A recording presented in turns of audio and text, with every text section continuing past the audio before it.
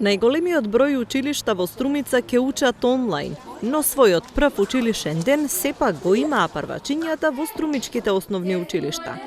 Градоначалникот Јаневски им порача на децата и родителите да бидат трпеливи, а наставниците мотивирани за да го пренесат своето знаење и во вакви специфични услови.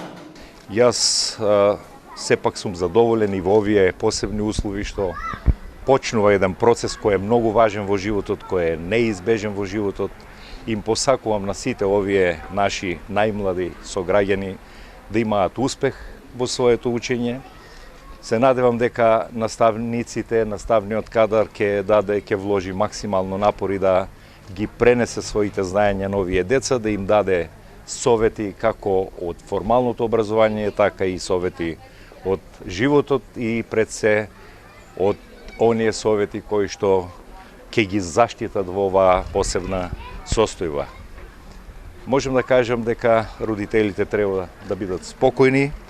Сите институции и служби се впрегнати да обезбедат што поквалитетно и побезбедно училиште и да можат овие деца да продолжат со своето образование. Јаневски вели дека со почитувањето на препораките многу побрзо ќе се вратиме во нормалното секојдневие, со вообичаена настава во образовните институции.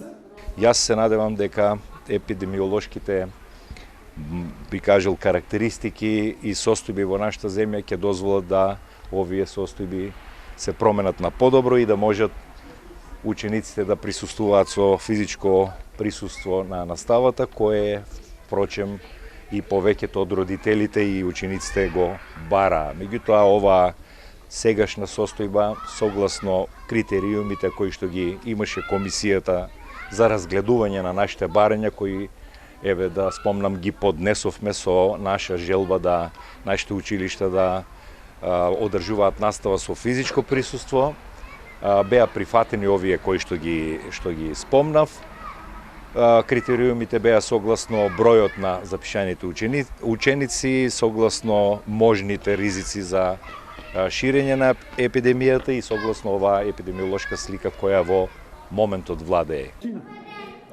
Струмичкиот градоначалник присуствуваше на првиот училишен час на првачињата во основното училиште Свети Кирил и Методи во Дабиле.